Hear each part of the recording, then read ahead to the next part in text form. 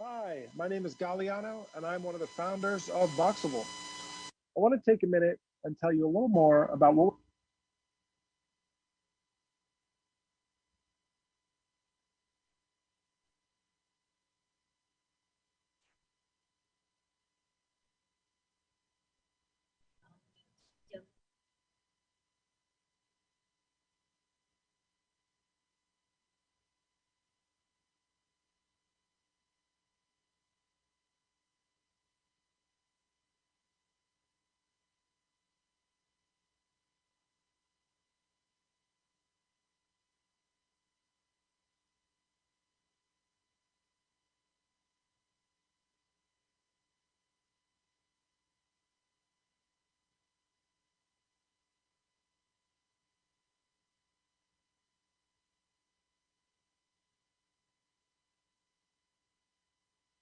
This is the checkers game where grandson.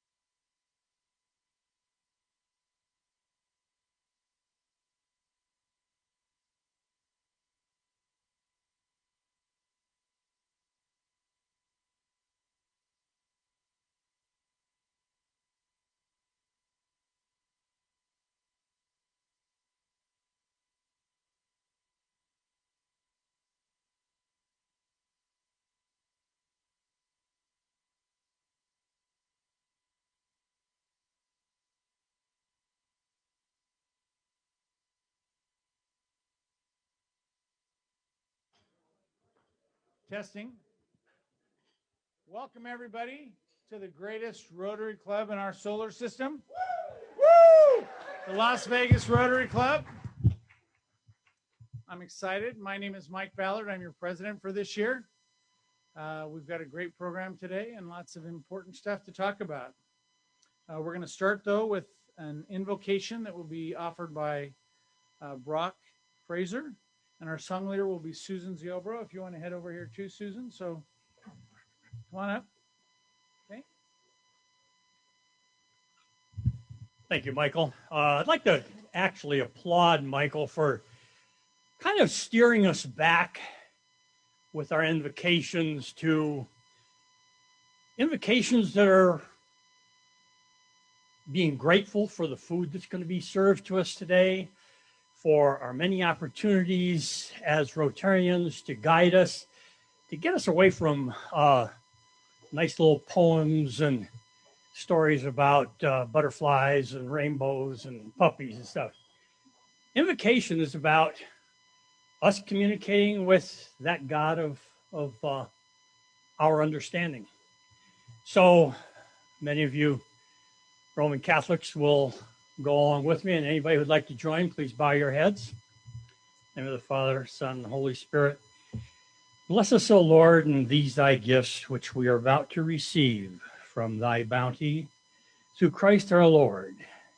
And Heavenly Father, please look down on this wonderful group of Rotarians assembled here, who gather and share in their treasure and their talent, many times both, to help improve and make this wonderful city we live in, this wonderful country we live in, this wonderful world we live in, make it a better place.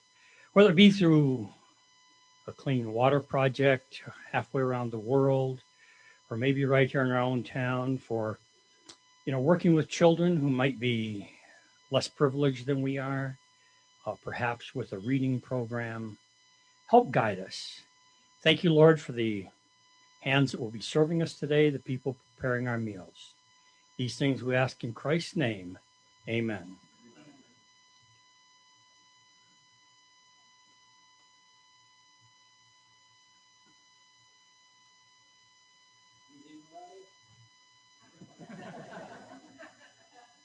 Sure, Jerry.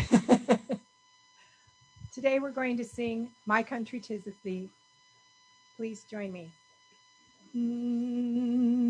My country 'tis of thee, sweet land of liberty, of thee I sing.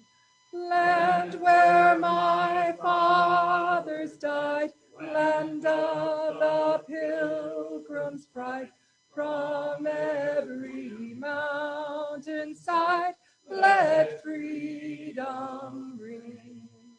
Thank you. Take that coffee. Please join me in the Pledge of Allegiance. I pledge allegiance to the flag of the United States of America and to the republic for which it stands, one nation under God, indivisible, with liberty and justice for all.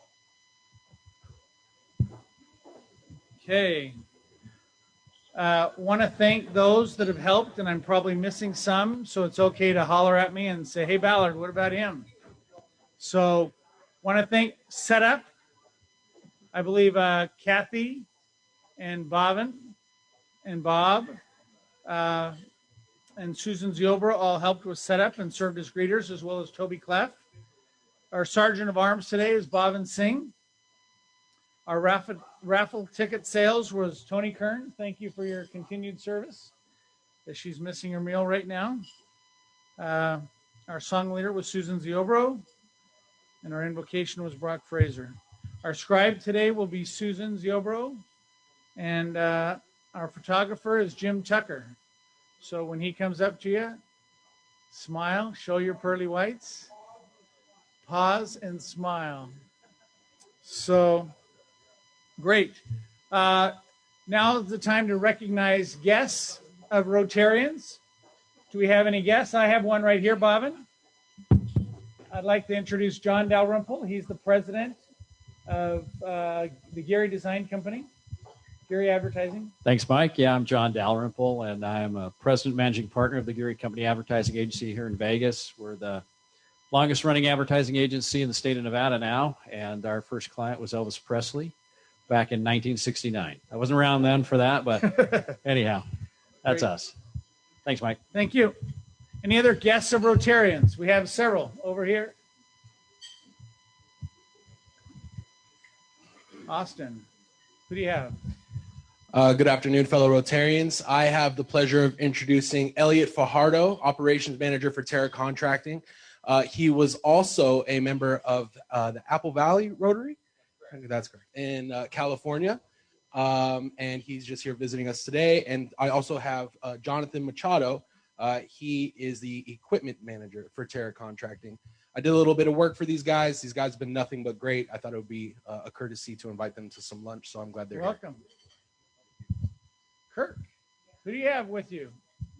Hello and good afternoon, everyone. Today I have my father-in-law, Joe, and my good friend, Jason. Okay. Awesome. Any other guests of Rotarians? We've got over there. Anthony has some. Anthony, who do you have with you? Good afternoon, everybody. Excited to have two guests with me, David and Sarah Cully. They are in school learning how to be Salvation Army officers. Maybe one day they'll have the opportunity of leading the Salvation Army here in Las Vegas. But wherever they go, they're going to be absolutely amazing. Super excited to have them with us for the summer. They have one more week to be with us as part of their internship, and then they head back to school. Great. Thank you. Okay. John.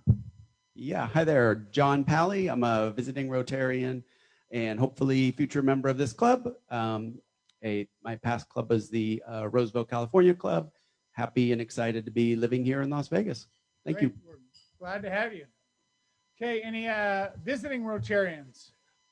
Do you have any visiting Rotarians from the nether parts of the world? Not today, it appears.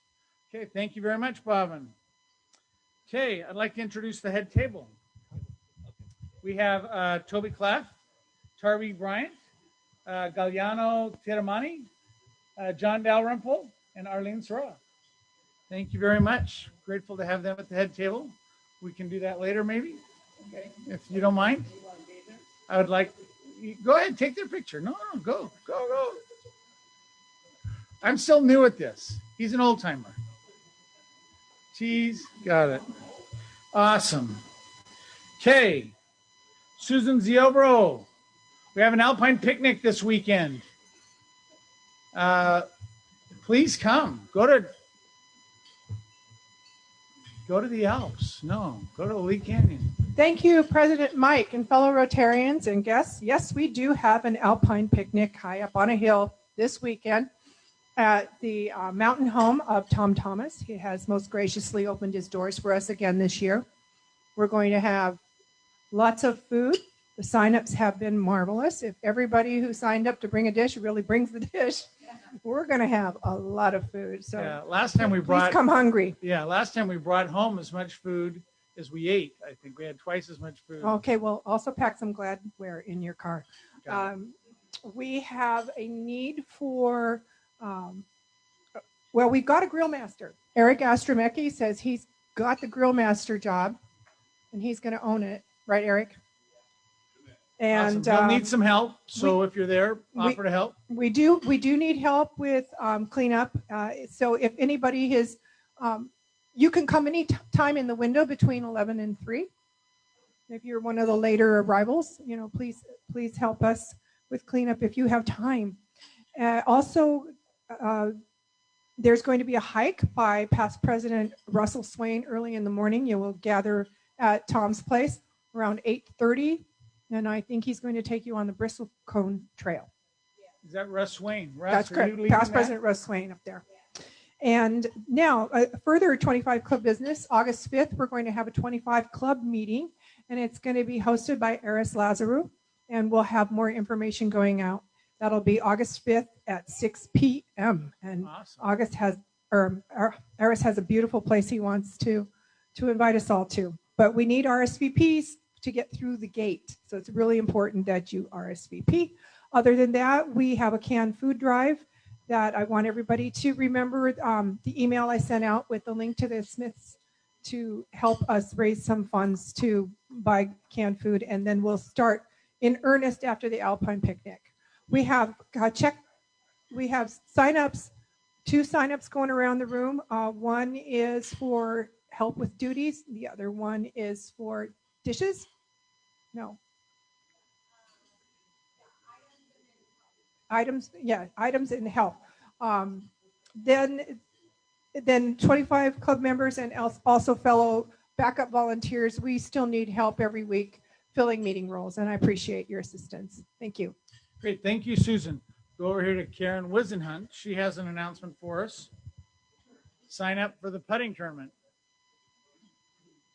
There you go. You already gave my announcement. Thank you. Okay. We're doing great on sponsors. Now we need golfers. This is a family-friendly event, and it's not just Rotarians. Invite your family members, your neighbors, and especially if you have somebody that's interested in knowing about the socials in our Rotary Club. This is a good event to participate in. The putting tournament is Sunday, September 12th, and that's at Angel Park. So the sign-up sheet will be going around, and we need golfers at this point. Great. Thank you. Okay. Thank you, Karen. Jim Cole, you got something to talk to us about, right? San Diego, here we come. President Michael and my fellow Rotarians, we have a boat booked for a fishing trip on August 19th out of San Diego with H&M Landing. We're going to be leaving that evening, fishing on the 20th. If you want information on the trip, just reach out to me. I'd be happy to provide you the information about the boat. Great. Thank you very much. Okay. Mr. Tucker, trying to keep everybody close together there. Probably should have had you before, Jim, but thank you. We do have 4 more ads available in the wheel. We have a couple of members that are dropping out, but you'll see rabbits in the blank spaces, 2 of them, and we do have a couple of members coming in.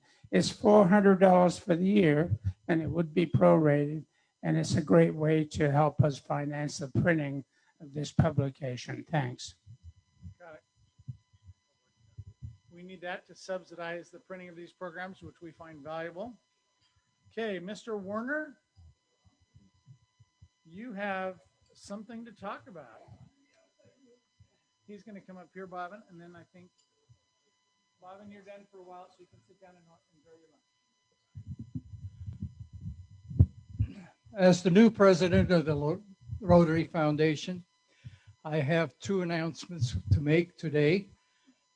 One, we have 2 new trustees. One is Rosalie Hedrick and Pete Samolis, but he is not here. So I'll entertain a motion to accept. We have a motion. Do we have a second? All in favor? Aye. We have 2 new trustees. Now, we're really jazzed too. Now I would like to, my year started out really good with donations to the endowment fund.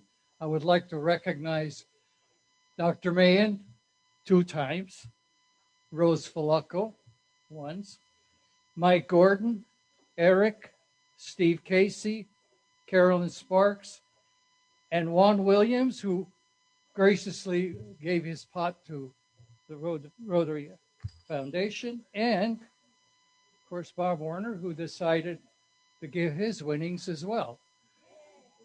Now, I would also like to recognize the Taberta Fellows. Rose Falacco donated $1,000 to the fellowship, and Frank Senes. And now I'd like to have Dr. Nikki Bates come up. I have a check for her endeavors. This comes from me to PBS. She does an awesome job at PBS, and I'd like to support all that I can. That's it. Thank you.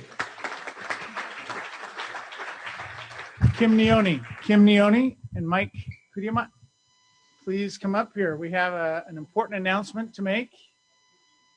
Thank you very much, Sean. Okay.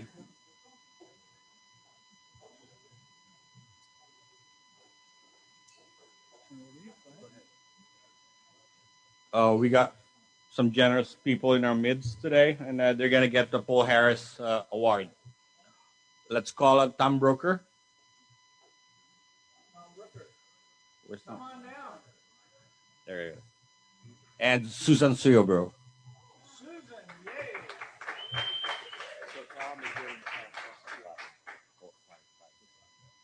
Tom Brooker is going to get +5, Paul Harris, and Susan Suyobro is going to be +4, Paul Harris.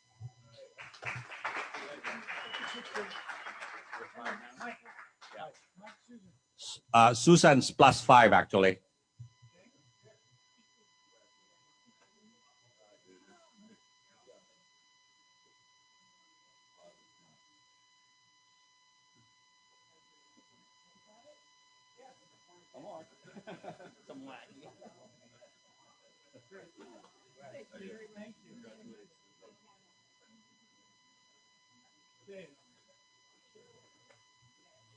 Are there any other announcements that I forgot?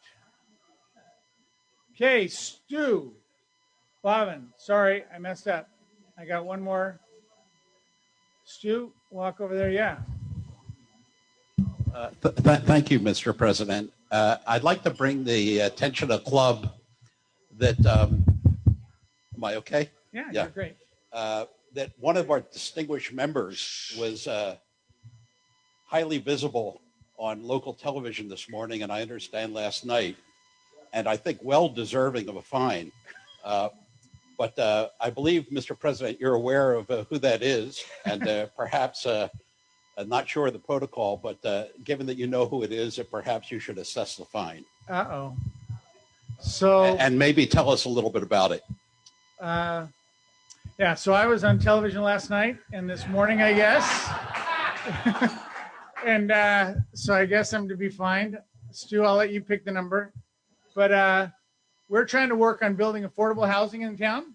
And Channel 3 did a little story on how we're kind of improving some dilapidated apartment buildings over by the convention center in what we call the Midtown District of Vegas. So with that, Stu, what's my fine?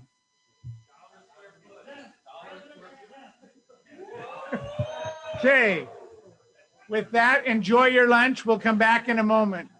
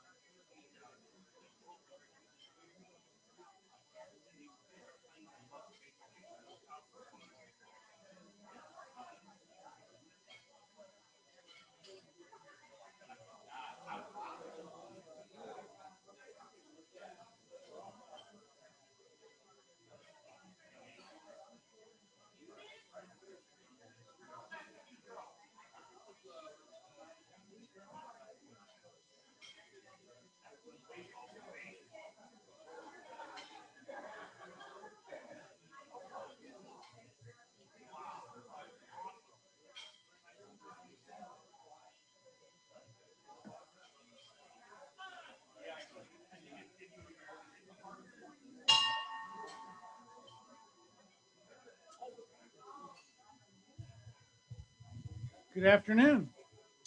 Now for the next part of our program, we have the raffle. So I can see this better today. That's awesome. For a chance to pull the joker in the pot. Now, everybody knows the amount of the pot today, right? $500 plus whatever we raise today.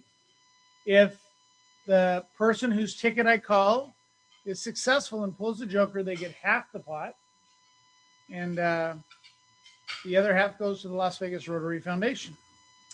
So with that, our number is 236-9591.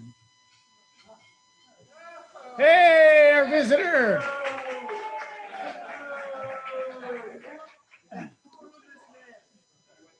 Okay. See it? Look at that.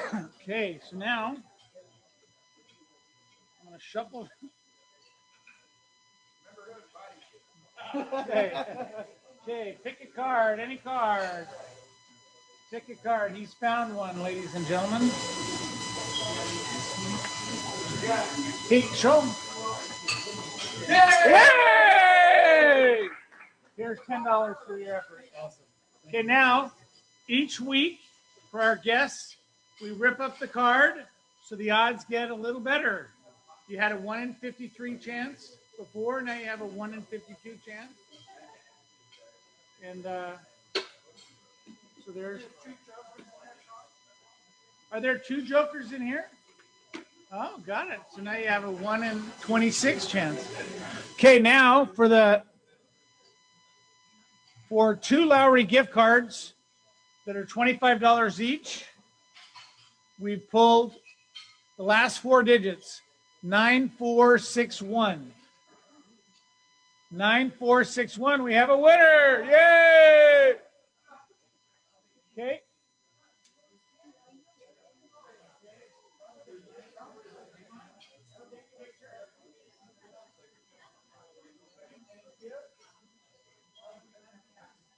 Okay. Charby Bryant will now introduce our speaker.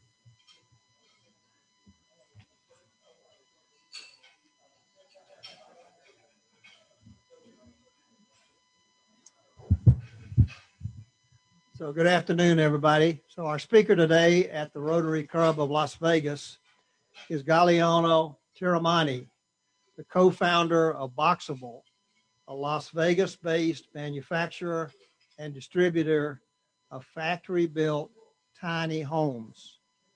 Galliano is a native of Connecticut, graduated from Sacred Heart University. Early in his career, he was involved in the cryptocurrency exchange and also had an ATM network business called CoinHub. Galliano and his father, Paulo, founded Boxable in 2017, and they currently have in North Las Vegas a new warehouse of 157,000 square feet.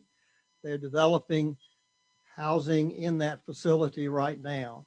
The factory is underway. The first orders have been received. He has a contract with the federal government for 156 of his casitas.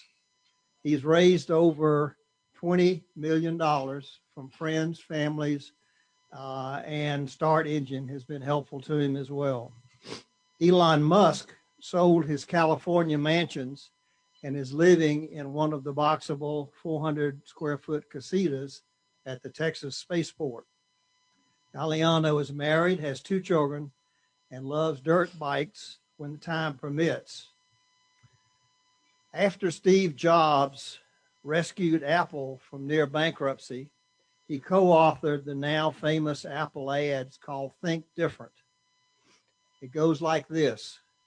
Here's to the crazy ones, the misfits, the rebels, and the troublemakers, the round pegs in the square hole.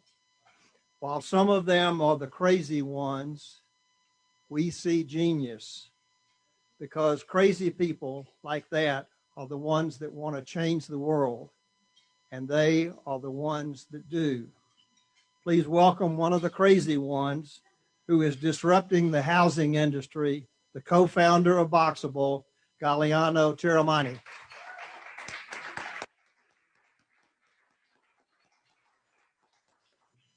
Hey everyone, my name is Galliano Tiramani. I am the founder of Boxable. Thank you so much for having me. That's a good quote. I really like that quote, by the way. Yeah, so we are kind of on a mission to solve a really big issue around the world, and that's to, make housing more affordable. I'm too far away. All right, is that better? Sorry about that.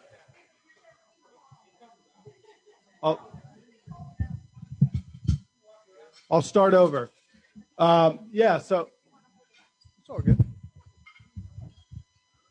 We are about to turn on a really big factory here in Las Vegas to hopefully mass produce housing on a scale that hasn't really been done before and hopefully have a really big impact all around the world.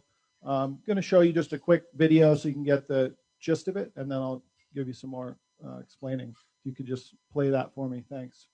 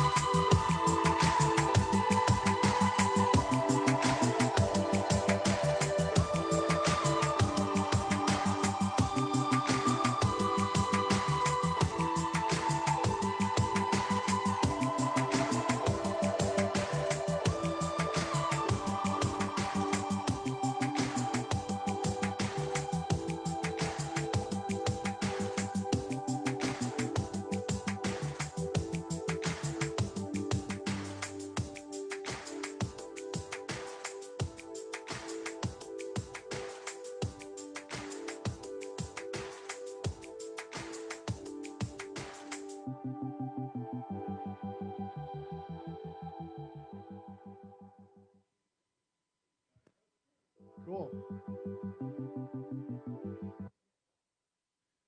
Great. Yeah, well, thank you for playing that.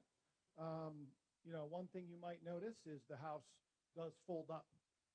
So why does it fold up? Well, really very important, critical to making everything else possible. And it folds up so that it can ship more affordably. Currently, factory-built housing does exist, but it has never really gained market share. It has never really worked. 90% of buildings are mostly built by hand. So our core innovation here is these buildings can now ship in a way that's affordable. And it's a really big deal. It's really important. If you look at kind of every other modern product, a car or a sneaker or a television, it's built in a factory on an assembly line. As a result of using those assembly line principles, you get amazing cost savings, efficiency, quality, and that just hasn't really translated to housing because they're just so big that it never made sense to build them in a factory. So now our units are 20 feet wide. They fold up to 8 feet. They ship just highway legal at the lowest cost possible down the highway, and then they get set up on site. And when they get set up, they are finished. We figured out how to get everything we possibly could done in the factory. That means kitchen, bathroom, heating, cooling, flooring, windows, everything is done. It just takes a few hours to set up. You plug it into utilities and you connect it to foundation. So pretty big difference there than a traditional build for a building that might be, 6 months to build a building or something like that. After we figured out how to solve that shipping problem, we were able to dive into other innovations. That resulted in kind of a re-engineering of the entire building. So most buildings in North America are built with stick frame lumber. I'm sure you've seen around town the way buildings are built. We kind of threw that away and started from scratch, and that meant all new materials, dramatically simplified design with reduced components. We were able to kind of pick different building materials that serve the different requirements. So whether it's fire resistance, energy efficiency, wind resistance, the list goes on. We were able to engineer really a superior product that outperforms on all those various metrics and is also importantly very compatible with the factory, very compatible with automation. All of our raw materials are cut by computer controlled equipment so that they can kind of be rapidly assembled together in a factory. The product you saw there is what we're starting with. It's what we're calling the casita. It's the smallest room module in our building system. The idea was to target this rapidly growing market that exists in California, where people are putting little small houses in the backyard of the main house. And that's becoming very popular due to new laws there. And it was a way for the government to kind of open it up, create more housing density, and it's just a great place for our company to start. But beyond that, we have a plan for a building system where we will eventually produce bigger units with different interior configurations that all stack and connect to build any building type. So it's a pretty kind of grandiose goal we have here. We think we can build anything from 1,000-unit multifamily building all the way down to this little casita you see there, you know, in our system. And hopefully the goal here is to dramatically reduce housing costs for the whole world. So it's been kind of a cool journey for me. We started working on this in 2017. Back then, we just had the idea to fold the house up so it could ship. And then we kept working on it and kind of having more and more breakthroughs of alternative building materials and manufacturing methods. And what we've come to now is pretty amazing. So we went through a few generations of prototypes. People really freaked out when they saw it. And eventually we said, all right, we're ready to start building these things. So then we started looking for a big factory, and Vegas was a great place for that because of all the warehouse buildings that you guys have seen going up. So we ended up grabbing one of these big factory buildings up in North Las Vegas. So we now are going to be turning on a large 170,000 foot factory. It should produce thousands of these units, and really we think it's just kind of a starting point, a proof of concept, and then we'll be looking to scale from there. The idea was that we would initially service California, where these accessory dwelling units are in very high demand. So hopefully pretty soon we'll be cranking them out and shipping them over there. I think they might be making a law regarding those backyard houses in Nevada as well, which is pretty cool. We've been lucky enough to date to have a huge amount of interest on social media, and that's just driven a lot of resources and opportunities. Thousands of people have kind of pre-ordered this product. We have a list now of over 40,000 names on it, so that's a great place for us to start. And then also we were fortunate enough to get a big order from the federal government. So we actually just got our certificate of occupancy for this factory. We'll be moving in there on Monday. It's all set up. We got all the equipment in there, and we're going to get to work figuring out how to turn on this assembly line. We'll be producing this first order for the government probably for the rest of this year, kind of figuring things out. And then we're going to be opening it up to the public later on. Have really, really huge opportunity here. The goal of the company is to kind of dramatically reduce housing costs for the whole world. And we think we can do it. And we think the product makes a lot of sense. So absolutely, massive potential here to have a big impact. It's kind of like a Henry Ford moment for housing, where we can try to transition this whole industry into the factory, have better quality, better energy efficiency, better pricing, all this kind of stuff. So yeah, we're going to be hiring lots of people in the next few months and turning this factory on. So pretty cool. And I'm happy to answer any questions.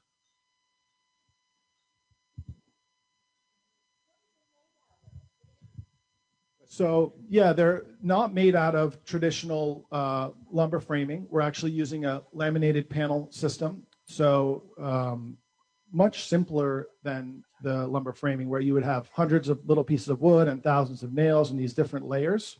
We've managed to simplify the design down so that we just have a few sheets of this special ceramic board that's laminated to EPS foam.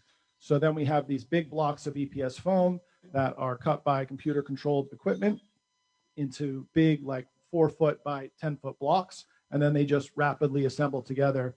There was a quick section of that video where you saw robot arms kind of dropping stuff on a conveyor system. So that's how our walls are assembled. They're then, laminated together. They become incredibly strong, incredibly fire resistant. The design is very airtight. It doesn't have lumber studs that would traditionally leak energy through thermal bridging in a regular house. So then that makes the energy efficiency off the charts, which of course is very important nowadays. So, we're continuing to innovate, and we're continuing to come up with kind of new versions of the product. And I'm sure we'll keep doing that, just like an iPhone or a car, where every few years they have a new version with improvements. However, throughout all of that, our shipping innovation will remain pretty much the same, and just having the best case shipping so that we can, send out, 100 of these on a train or truckloads or shipping containers and all kind of stuff like that. I have about 10,000 questions, but I'll hold myself down to 2. The square footage of that casita, what's the square footage and what's your base cost? What is your sale price on something like that? So the casita model is about 19.5 feet by 19.5 feet. So it's roughly 375 square feet. It was really like the smallest livable space we could create. So you have a kitchen, bathroom, a bed, and a couch. It's a little studio apartment. It's really kind of the lowest cost housing thing you could create. We're targeting a raw material cost of about $25,000, and we're targeting a retail cost of about sales price of about $50,000. We've got a lot to do and a lot to learn over the next few months, and we'll see where everything actually falls in reality versus my projections, but it's looking good. Pretty much all the competitors in California building these little backyard accessory dwelling units are, more than double that price. So we're way ahead, even at this early stage. And then, the plan is to go from this factory and just prove the concept there, and then jump into make the case for a much, much larger factory that would look more like an automobile mass production plant, where they have the best example of modern manufacturing and automation and robotics. And that's what we need to apply to housing. It's crazy that no one's done it before, and it's a big opportunity. Okay, I have 2 questions. Number 1, how does it withstand hurricanes and all those other types of weather conditions? I know you said it's strong, but what would you expect from that? And the second question is, if someone had a bare piece of land and they wanted to utilize this as their home on that land, how do you coordinate with the people that are doing the infrastructure and the ground and sewer and all that to make sure that it hooks up properly? And can we have a tour of your factory, the Rotary Club? Yes, definitely can have a tour. Would love to have you guys there. So the building materials we've selected and the way we're manufacturing it, it's been a big kind of balancing act to serve all these different requirements, because they don't always match up. When you make it more, wind resistant, it might become less energy efficient. So what we've come out with, it really just is outperforming on all those metrics. The current design should withstand the Category D wind conditions, which are like Miami, Florida, worst in the country. These things are rock solid. So pretty cool. What was the other? There was another question. Oh yeah. So the product is intended for, really for builders and developers. We think they're going to love it. It's going to dramatically reduce their build time. 90% of the heavy lifting is done for them. They're going to be able to plug in these units, stack them, customize them, add stuff, and hopefully build way more buildings way faster at a lower cost and have a higher quality level. However, we do have a lot of kind of end users, people who want one for themselves, coming to us as well. And we're going to have a network of contractors on our website so that if someone wants to install one, they have a list of people who can handle the local permitting and local install. Because what we're selling is just a room module. It's not necessarily a finished building. We're just trying to get really good at mass producing these room modules. And we think it's a system that will be able to convert a lot of these traditional builders. Okay, couple of questions. I'm blown away. This is cool. The only ones I've seen is the tiny homes that Yep. people are doing across the country. So a couple of questions. One is, what's the largest size? And the second is, piggybacking on the land, what's the city structures around the country? What will they allow? Where will they allow you to put it if you're an individual, or do you have to go through a building? Yeah, so we're starting out with this 20-foot by 20-foot room module. It can also stack and connect and be arranged to build bigger buildings. In the future, we do plan to have bigger room modules. So this one's 20 feet by 20 feet. We can do 20 by 30, 20 by 40, 20 by 60. And then once you start stacking and connecting and arranging those, you can really get the bulk of any building type you would want. It's just endless configurations of these buildings. And then the on the permitting and approval side, we're going through the state modular programs where they basically approve us to build factory-built housing in the various states. And that's actually a benefit to our customers as well, because that means that inspections that would traditionally happen on site, where you're going to have multiple interactions with the building department that might slow you down, happens in our factory, and it's all pre-approved when you get it. You just started on the question I was going to ask. So these are more on the order of a prefab modular home, and they would satisfy in advance all building code requirements for the particular jurisdiction? Yeah, and once they go down, they're looked at similar to a site built. A mortgage or insurance company or a permit is going to look at it as the same as site built, because it has to match or exceed, in our case, exceed the code requirements for traditional buildings. There is another type of building out there and another type of approval process, and that's manufactured housing. So that's trailer homes, double wides. That is a 50-state HUD code. That's kind of a lower standard. We could also qualify for that. Maybe we will in the future, but it's not really great because it's limited in a lot of areas. A lot of places say no trailer parks. You cannot put a manufactured house there. So that's not what our building is. Our building should be just comparable to site solutions. What about water and sewer and all the, you take care of that too, or does the contractor have to do that? Yeah, all the utilities are completed like inside the unit, and then they're just ready to plug in on the exterior. Another little, minor innovation and point where we've solved some friction. We were able to get all of the utilities to come out the back wall of the unit versus the floor. A lot of other traditional modular will have the plumbing, for example, come out the floor, and then it's more difficult when you have to align that onto a foundation. So you just drop our unit down. It will bolt onto any foundation type, whatever's the lowest cost that's appropriate for your local area and soils, and then you're just going to plug the utilities into the back and you're good to go. And in most cases with these backyard houses, accessory dwelling units, you're just going to be plugging into that main house. So then there's way less, requirements for site development, and, people come out way ahead. If you're in California and you have a high rent area and your house is there and your site is developed and you're just going to drop one of these down, they can rent that out for a lot of money. So that the numbers really crunch and people are motivated to do that kind of thing. Thank you very much. As a businessman, on behalf of all men and women and businessmen here in Clark County and Las Vegas, we are so glad that you're here. Thank you. Like you stated earlier, absolutely, yeah. Round of applause. As you stated earlier, your relation with Henry Ford and Steve Jobs, this is that innovative. As a veteran planning commission member in 2 different municipalities in Southern California for 12 years. And the fact that you're doing stuff in California is amazing. So that's very, very positive and encouraging. 2 questions. Do you need investors? Number 1. And number two, a 1, 3, and 5 year goal as to scaling your business and the amount of product that you're going to put into the marketplace. Yeah, thank you so much.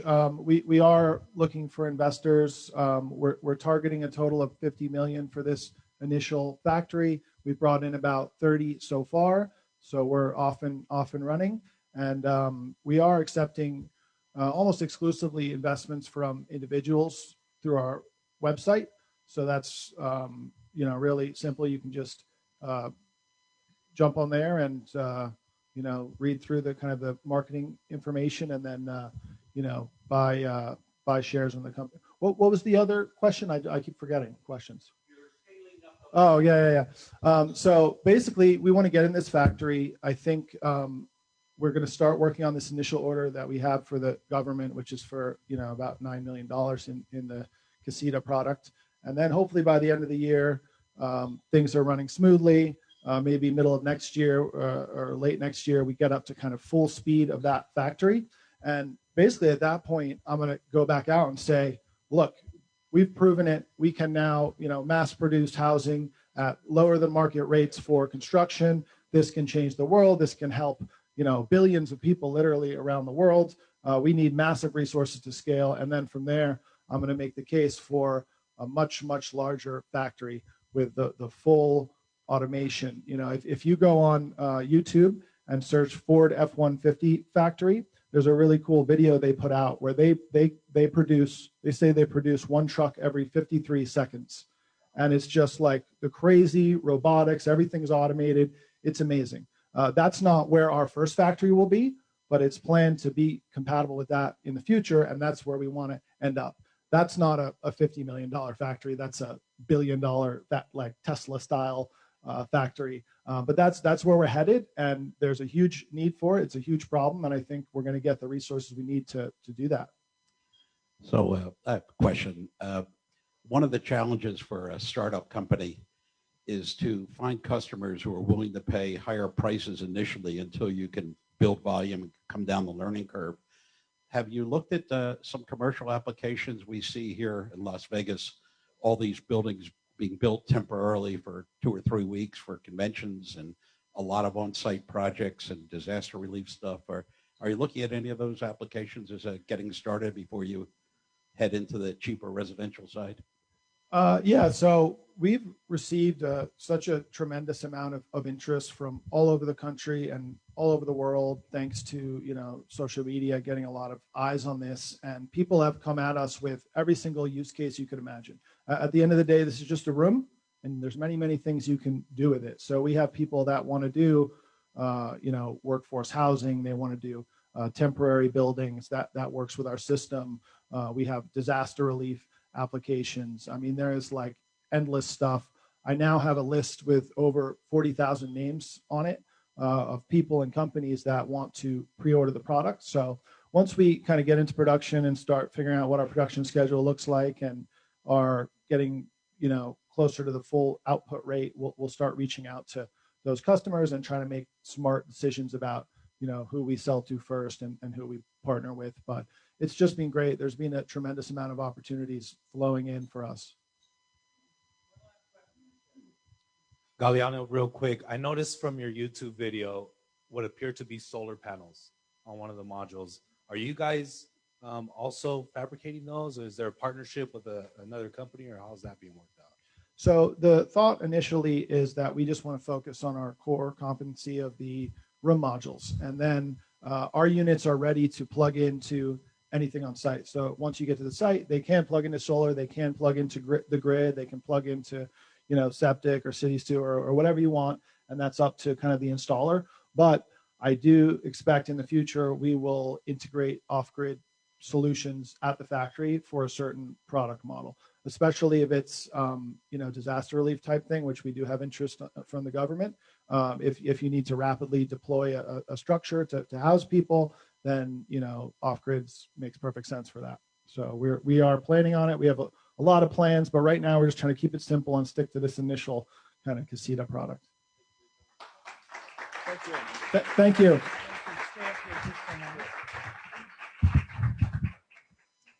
To show our appreciation for your spending your afternoon with us. We have a 4-way test coin we'd like to give you. It is the 4 questions of Rotary. And then we also are giving a pair of shoes in your name to a child in one of the 6 elementary schools at Wisconsin. Great. Thank you so much. Thanks for having us. Good to see you. Okay, great. Next week, our speaker is going to be John Curtis, a recovering attorney, who he became a food critic, and he's an author and a friend of mine. So we look forward to that. We ask you to please join us next week. With that, meeting adjourned.